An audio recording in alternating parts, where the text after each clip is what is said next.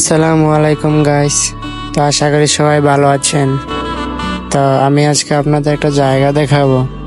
জায়গাটি অনেক সুন্দর। জায়গাটির নাম হলো কুমিল্লা কসবা রেল স্টেশন।